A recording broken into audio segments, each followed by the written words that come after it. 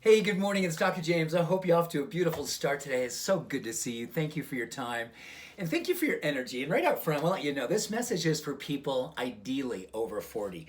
Now, I say ideally, not that people under 40 won't appreciate this, but there's a lot of science out there that says that right around age 40, we start to think about things like mortality. We start to think about our life satisfaction. We start to think about whether or not we're living our life the right way. In fact, there's so much research based on this is a time when people start questioning their marriages. They question their job. They get a lot of questioning going on.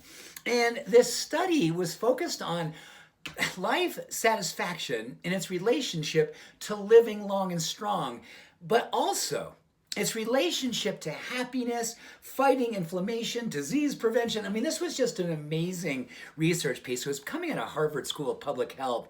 And what I want you to know about this, it really comes down to this idea of satisfaction. Now, when you unpack this word, you're going to love this because I think everyone in this community will we're going to connect with this, and it's also going to give us a pause to step back and go, okay, satisfaction, coming from the Latin satis, action, which basically means enough action. Enough action. And the study was directly saying that people who live long, people who live strong, people who have really awesome relationships, they have great love, they have great marriages, they have great partnerships, it's great. And then on top of that, the work they do is really deep and it's purposeful.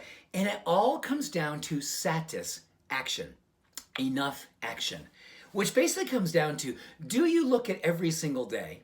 And you go into every single day, like the relationship you have with the closest people in your life, your bestie, your partner, your lover, the way that you go into your workspace, the way you go into every part of your life, does it beget and make you want to take more action? That was the study. And the people who look at their life and see the things that are happening in their life, that it really propels them to want to take more action because they realize they've got more potential. They want to pour more of themselves into it. Think about this. When you look at your bestie, you look at your lover, your partner, your marriage, your work, does it every morning make you go, oh, there's unrealized potential here. There's more that I can pour into this to help me feel like I'm taking more action. Satis, enough. Action, enough action. And how it affects our genes, how it affects our telomeres, how it affects fighting inflammation is absolutely direct. So here's the question. Do you see unrealized potential as a burden? Or do you see unrealized potential as a blessing?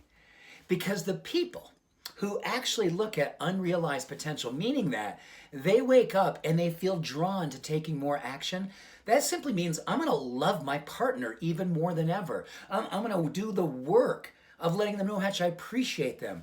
When I go into my work, I'm going to ask for a deeper level of intention, and I'm going to do a greater level of service.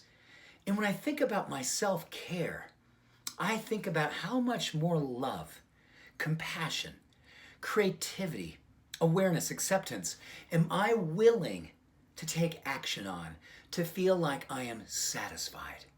I am satisfied. I gotta tell you, when I was practicing, all of my patients, I saw thousands of patients over the course of 20 years.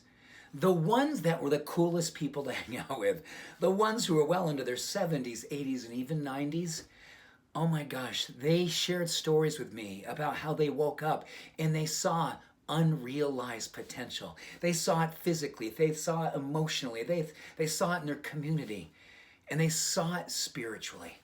They believed as long as their heart was beating, there was more work to do. Think about that. Go ahead and touch. Feel.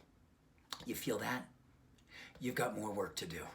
And the more that we look at unrealized potential as a blessing rather than a burden, we get a chance to say, good morning, God, versus good God morning. Oh, I love this. And I love you.